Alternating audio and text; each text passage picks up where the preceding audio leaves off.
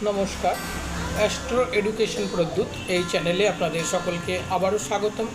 আমি প্রদ্যুৎ শাস্ত্রী চলে এসেছি আমার আজকের দিনের আরও একটি নতুন আলোচনা নিয়ে আপনাদের সাথে, যাতে জ্যোতিষশাস্ত্র সম্পর্কে আপনাদের মনে সঠিক ধারণা জন্মায় এবং এই শাস্ত্রটিকে আপনারা কাজে লাগিয়ে যাতে আপনারা আপনাদের জীবনে অনেক বেশি উন্নতি করতে পারেন, তার জন্যই আমার এই আলোচনা।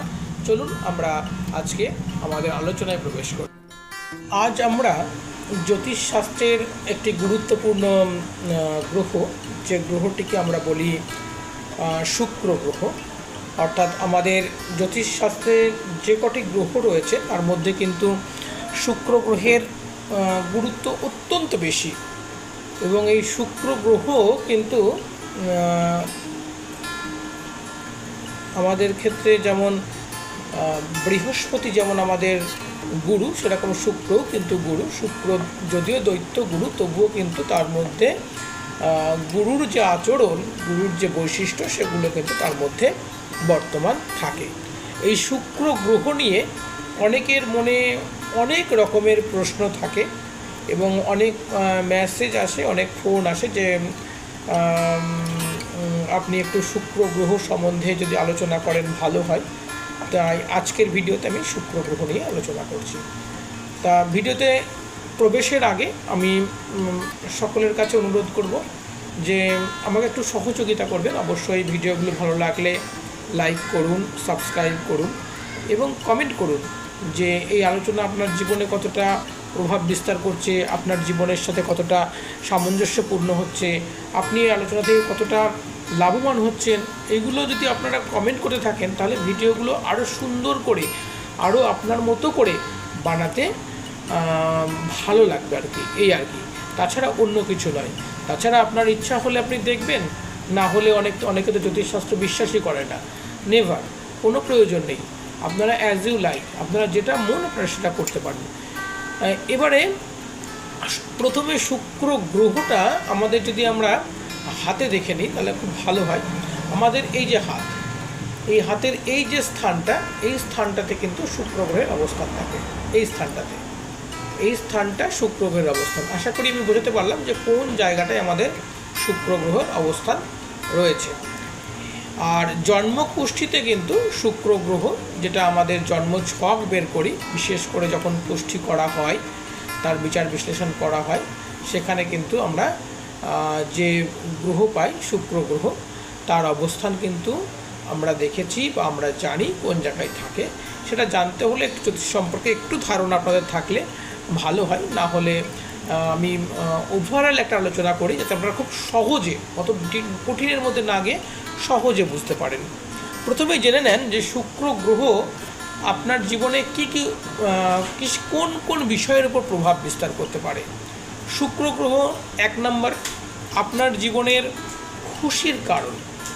আপনার জীবন খুশি হবে না দুঃখের হবে, তা কিন্তু ডিপেন্ড করে কিন্তু শুক্র গ্রহের উপর। দ্বিতীয়, আপনার বিবাহ। অর্থাৎ একটা মানুষের দেখবেন হঠাৎ করে বিয়ে হয়ে যাচ্ছে, এক জায়গা থেকে দেখতে আসলো বিয়ে হয়ে যাচ্ছে। আবার অনেকের দেখছেন দেখতে সুন্দর বা সুন্দরী কিন্তু, এবং তার এডুকেট রয়েছে, সমস্ত কিছু রয়েছে, বাট কিন্তু বিয়েটা কারো হচ্ছে না। এই যে এর কারণ কিন্তু শুক্র গ্রহ। আর তৃতীয় যেটা, সেটা হচ্ছে আপনার ইমোশন, চিন্তা ভাবনা। এর উপর কিন্তু শুক্র গ্রহের ব্যাপক প্রভাব রয়েছে।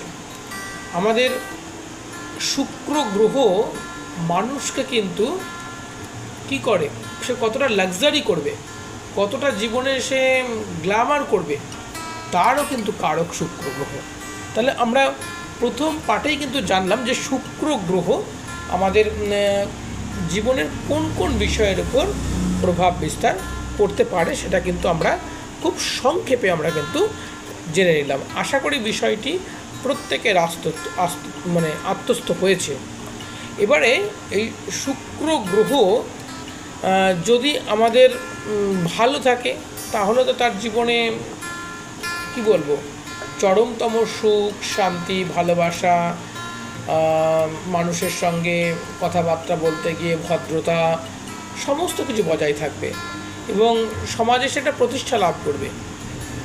এবং তার জন্মছকে শুক্র গ্রহ যদি ভালো থাকে, যত দুঃখই থাক না কেন একদিন কিন্তু সমস্ত দুঃখকে ওভারকাম করে সে কিন্তু উইল বি হ্যাপি, সুখী সে হবেই। এটা কিন্তু আমার কথা নয়, জ্যোতিষশাস্ত্রের কথা। যুগ যুগ ধরে আমাদের পূর্বপুরুষেরা বা জ্যোতিষীরা যে কথা বলে এসেছেন, আমি কিন্তু সেই কথাটাই আপনাদের সঙ্গে শুধুমাত্র আলোচনা করছি, আর কিছুই নয়। আবার এই শুক্র গ্রহ যদি আপনার জীবনে খারাপ হয়, আপনার যে স্থানে দেখালাম, এই হাতে দেখালাম শুক্র গ্রহ খারাপ, এবং আপনার জন্ম ছকে শুক্র গ্রহের অবস্থান খারাপ, সে খারাপ ঘরে বসে পড়েছে, সে খারাপ গ্রহের দৃষ্টিতে পড়েছে, খারাপ গ্রহের সঙ্গে তার যে যোগ, সেই যোগটা খারাপ গ্রহের সঙ্গে হয়ে গেছে, তাহলে কী হবে? তাহলে তো আপনার জীবন আগে যতটা ভালো বললাম ঠিক তার উল্টোটা হবে না। আপনার দেখা গেল জীবনে খুশির জায়গায় দুঃখ আপনাকে চিরকালের সাথী হয়ে গেল। আপনার বিবাহ হয়তো বা বিলম্ব হচ্ছে। আবার শুক্র যদি খারাপ হয়, বিয়ের পরেও অ্যাডজাস্টের সমস্যা, তার বৈবাহিক জীবনে দুর্বলতা, বৈবাহিক জীবনে অশান্তি, গণ্ডগোল, এইগুলো কিন্তু লেগেই থাকে, এবং সে অনেক বেশি দুশ্চিন্তাগ্রস্ত হয়ে পড়বে, এবং তার জীবনে লাক্সারি, সুখ স্বাচ্ছন্দ্য, সাজগোজ, এইগুলো কিন্তু তার থাকবে না।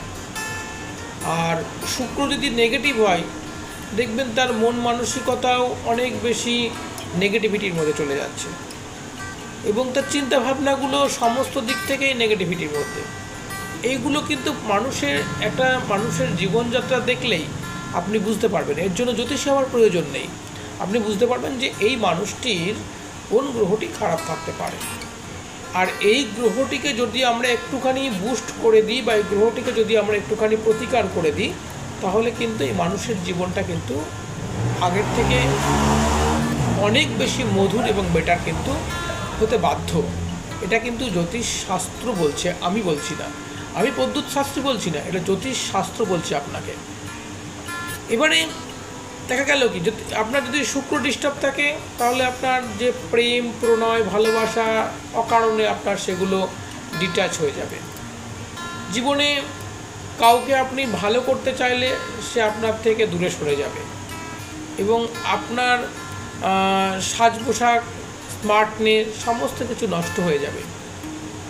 এতে কিন্তু আপনি বর্তমান যে সমাজ ব্যবস্থা, যেখানে আমরা সবসময় কিন্তু একটুখানি কি বলবো, আগে একটা বাংলা একটা প্রবাদ রয়েছে যে আগে দর্শনধারী পরে তার গুণ বিচারী।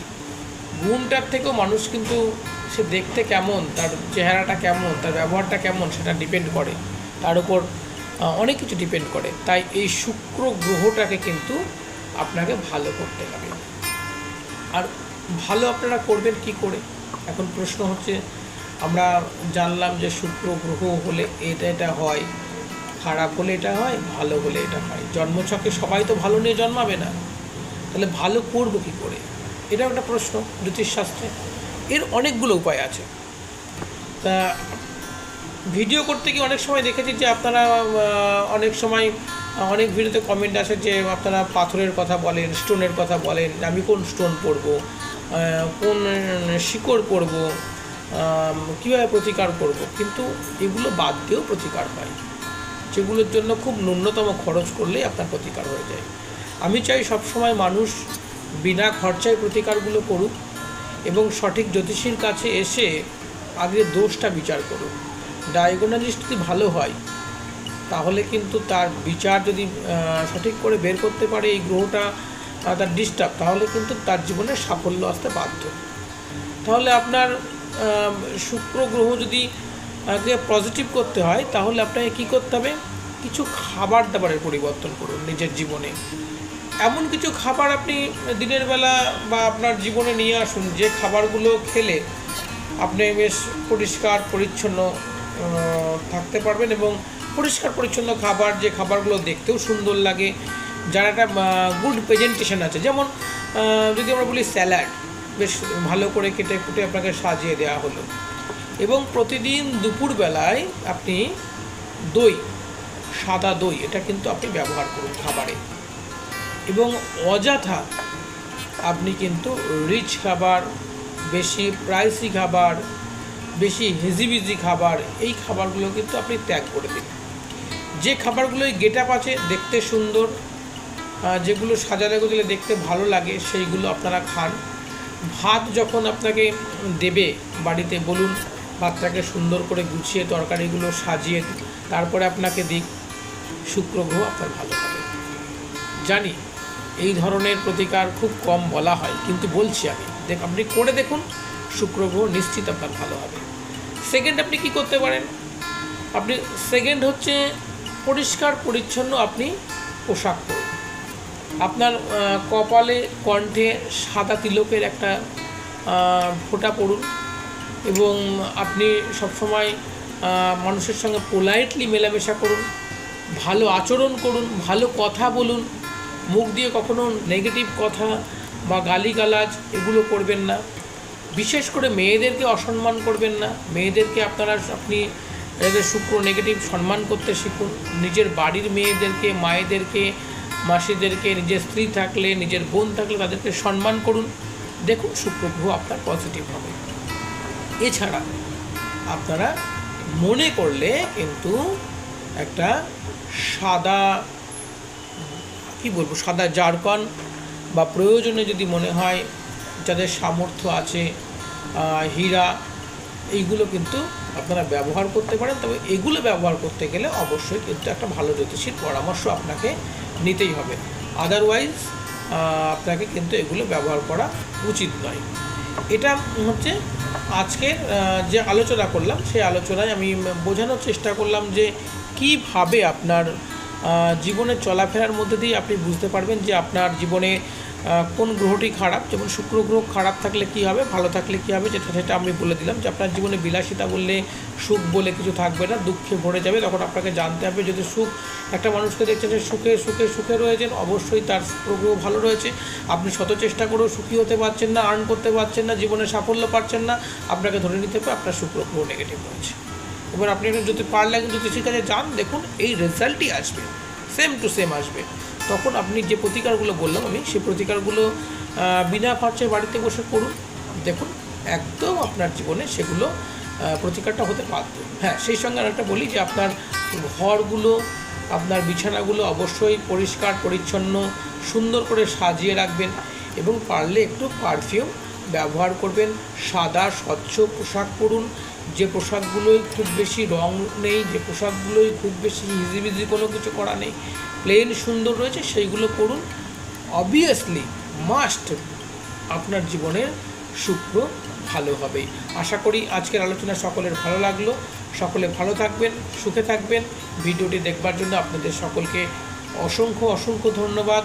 অবশ্যই পারলে ভিডিওটি একটু সাবস্ক্রাইব করে দেবেন এবং সাথে থাকবেন। সকলকে অসংখ্য ধন্যবাদ।